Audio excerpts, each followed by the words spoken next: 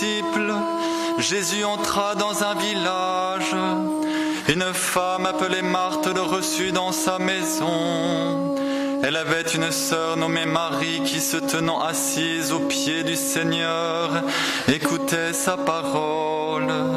Marthe était accaparée par les multiples occupations du service. Elle intervint et dit: Seigneur, cela ne te fait rien. Ma sœur me laisse seule à faire le service. Dis-lui donc de m'aider. Le Seigneur lui répondit: Marthe, Marthe, tu t'inquiètes et tu t'agites pour bien des choses. Une seule est nécessaire. Marie a choisi la meilleure part. Elle ne lui sera pas enlevée. Acclamons la parole de Dieu. Louange à toi, Seigneur. Louange à toi, Seigneur. Louange à toi, Seigneur. Louange à toi.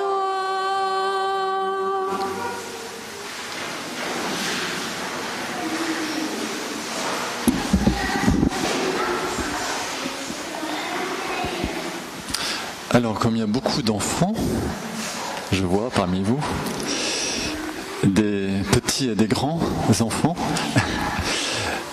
je vais poser des questions pour voir si on a bien compris l'Évangile.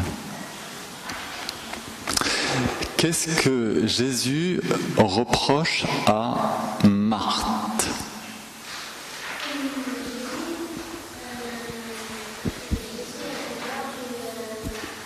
Il faudrait venir par là. Hein. Pardon ? Oui, mais tu n'as pas répondu à ma question. Alors, qu'est-ce que Jésus reproche à Marthe ? Est-ce que Marthe, finalement, elle travaille trop ? C'est ça le problème ? Non, c'est pas ça le problème. C'est quoi le problème ? Elle s'agite, ensuite... Elle s'inquiète. Ouais. Alors, quelle aurait été la bonne attitude ? Ce jour-là, on n'aurait pas dû manger, c'est ça ? Ah bon ? C'est quoi la bonne attitude que Jésus aurait voulu, quoi ? De s'occuper d'une seule chose à la fois. Voilà. Alors... Non, mais c'est pas mal ça. On va s'occuper une seule chose à la fois. Alors, en gros, qu'est-ce qu'il y a à faire à ce moment-là ? Il y a deux choses à faire.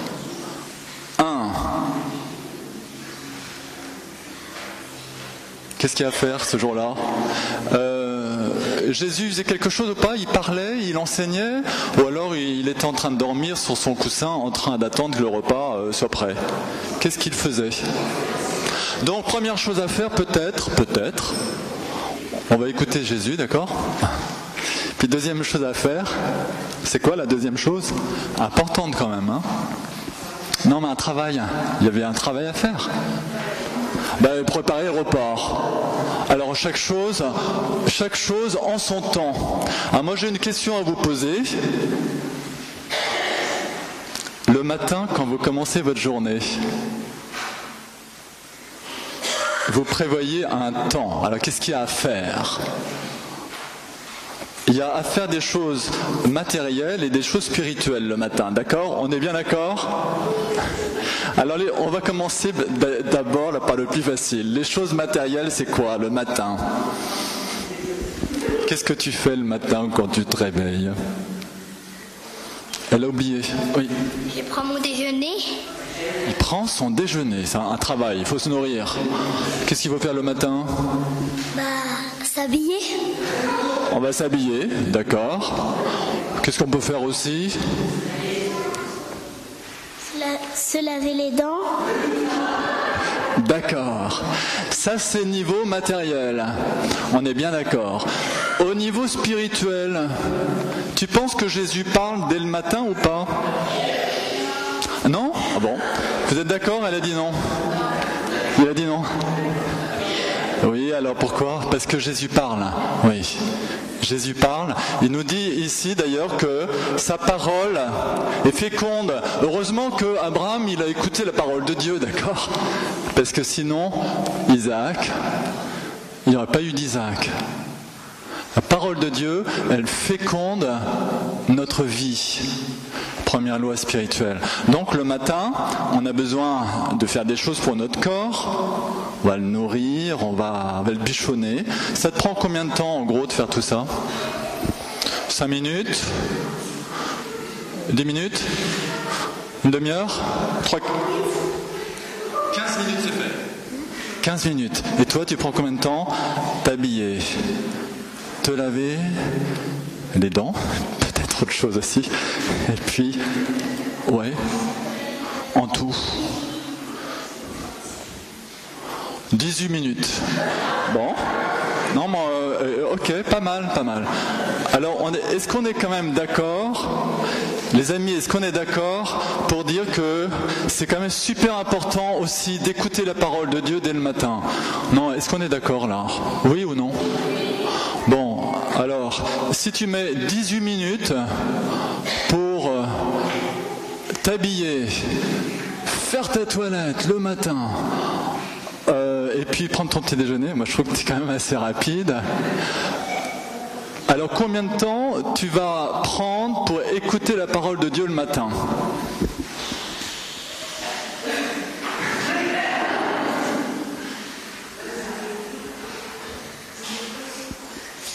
Moi j'aurais pris 20 minutes au moins. Ok, moi je suis assez d'accord avec ça. Et vous? Quelle est votre priorité?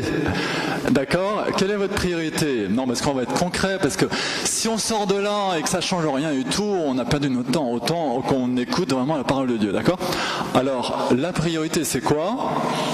Qu'est-ce que Jésus dit qui est nécessaire? C'est d'écouter sa parole. Pourquoi? Ça peut rapporter gros, hein. Ça rapporte la fécondité. Moi, si je vais au boulot, j'ai un boulot complètement fou. Vous connaissez peut-être ce qu'a dit Mère Teresa à une sœur qui disait beaucoup de travail. Bon, alors elle a dit, prends une heure d'oraison en plus. Avant Mère Teresa, c'était Saint François de Sales qui disait... Il y a quelqu'un de bien intentionné qui m'a envoyé une carte. Je l'ai toujours sur mon bureau. Si tu es débordé, prends encore plus d'oraison. Voilà. Pour que ton travail soit fécond, tout simplement. Alors, est-ce qu'on est bien d'accord? Si vous prenez 20 minutes pour vous préparer le matin, alors du coup, c'est absolument indispensable, évidemment, de prendre 20 minutes pour écouter la parole de Dieu. Oraison. On est d'accord?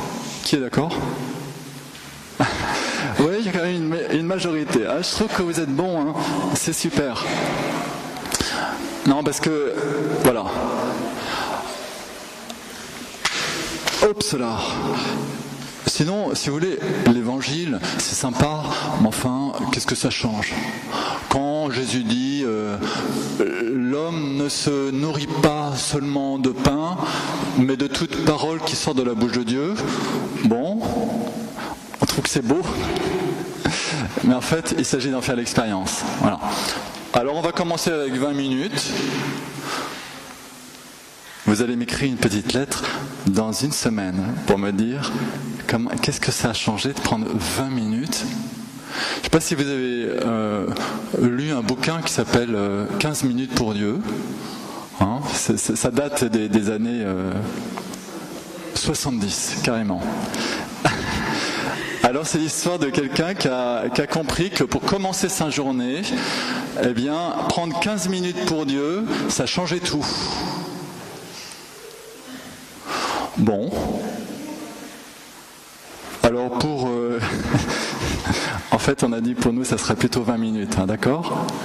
Alors, ceux qui sont en vacances, évidemment, ça sera beaucoup ça, hein, on est d'accord? Parce que le mot vacances signifie libre, liberté, quelque chose de libre, quelque chose qui est vacant.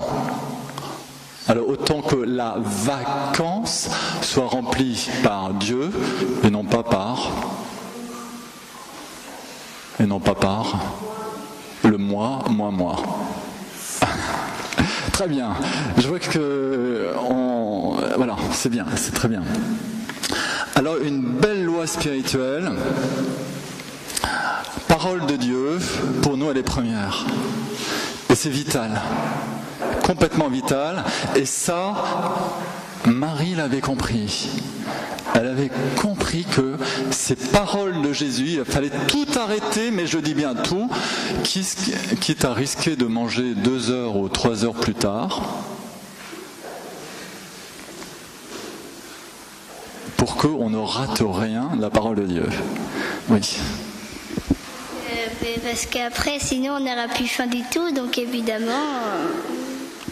On n'aura plus faim du tout. J'ai pas très bien compris le début. Voilà. Donc, première leçon, nous recevons effectivement de cette parole de Dieu qui va féconder nos vies, et ça c'est pas de la théorie. Donc, on va essayer de mettre ça en pratique. Saint Benoît, par exemple, Saint Benoît, dans sa règle, vous connaissez Saint Benoît ? Un grand moine qui a fondé les bénédictins. Lui il disait dans sa règle, ne rien préférer à l'office divin. T'as beaucoup de travail, alors ne préfère rien à l'office divin. Et là tu vas voir que ton travail, ça va gazer. Mais si tu fais comme Marthe, c'est-à-dire si tu dis c'est moi d'abord avec mes projets et Dieu c'est la cerise sur le gâteau dimanche si j'ai le temps, alors tu es livré à tes propres efforts non fécondés. Tu risques de t'épuiser, tout simplement. Parce que l'homme est un être spirituel, fait pour fonctionner avec Dieu. Si tu ne fonctionnes pas avec Dieu, tu t'épuises. Parce que ce travail, il est trop pour toi. Si tu n'as pas en toi l'esprit de Dieu, l'esprit d'amour, ce qui va te donner du courage, ce qui va te donner l'intelligence. N'oublions jamais les fameuses 20 minutes au début de la journée. Au début, je dis bien au début. Il n'y a rien de plus dangereux que de commencer une journée sans prier. Très dangereux. Si tu commences ta journée sans prendre de petit déjeuner, vers 10h, 11h, tu risques de te retrouver sur le carreau. Eh bien, si tu commences ta journée sans prier, tu ne vas pas attendre 10 ou 11h du matin. La première peau de banane, elle peut être à 7h30 du matin, ou même avant.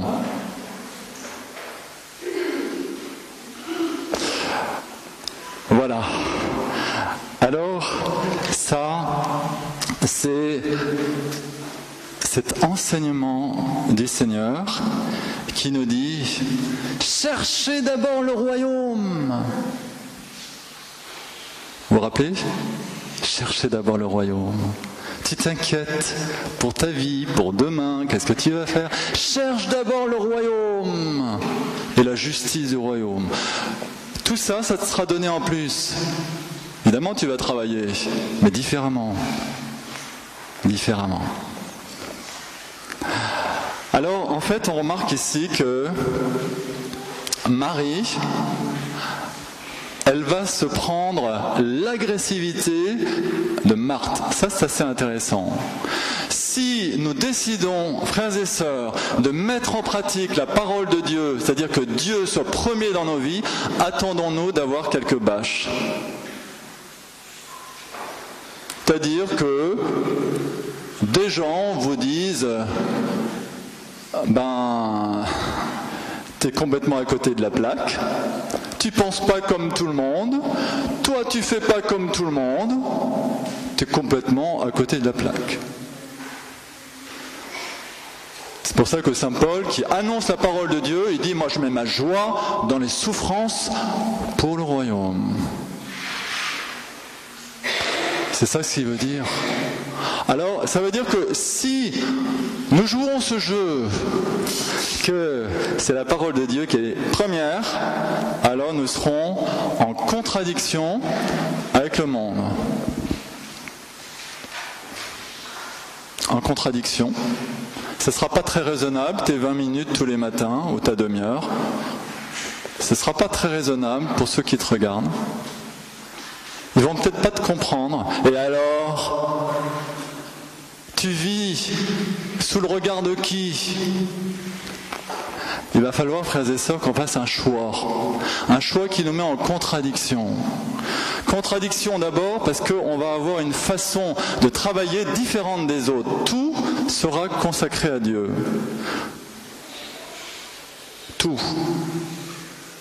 Que vous mangiez, que vous buviez, que vous travailliez. Saint Paul qui dit ça, hein. Faites tout pour la gloire de Dieu, tout.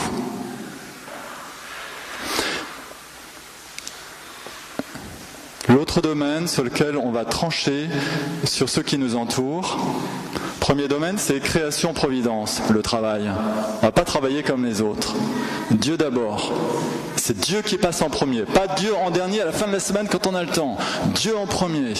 Et ça suppose du temps. Autrement, c'est encore nous au centre. Et puis Dieu,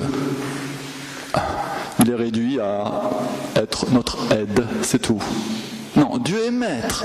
Deuxième domaine pour lequel on va être en contradiction avec le monde, c'est le domaine de la justice. Dieu est créateur, Dieu est rédempteur. Alors ce deuxième domaine, pourquoi il nous met en contradiction ? Jésus le dit lui-même lorsqu'il fait son discours sur la montagne. Il dit « On vous a dit, tu aimeras ton prochain, tu haïras ton ennemi. Moi je vous dis, aimez vos ennemis. Aimez vos ennemis. Faites du bien à ceux qui vous persécutent. » Pourquoi ? Parce que votre Père qui est dans les cieux, il fait descendre son soleil sur les justes et les injustes, la pluie sur les bons, sur les mauvais. Alors toi fais pareil. Ça, si on agit comme ça c'est la parole de Dieu, on va être en contradiction avec le monde. Ouais, on va se faire des ennemis. Ouais. Alors ça, si vous voulez, c'est impossible sans la grâce de Dieu. C'est pour ça que les 20 minutes le matin, la demi-heure, elle est indispensable. Comment veux-tu aimer tes ennemis si le Saint-Esprit n'est pas en toi ? Voilà. C'est l'enseignement d'aujourd'hui. On va bénir le Seigneur, lui qui nous appelle à venir vers lui pour l'accueillir lui d'abord. Dieu en fait, dans la Bible, on dit qu'il est jaloux. Il est jaloux. Il veut tout notre amour. Tu aimeras le Seigneur ton Dieu de tout ton cœur. Ça c'est le premier commandement. Il veut être aimé et préféré. Préféré à tout. À tout.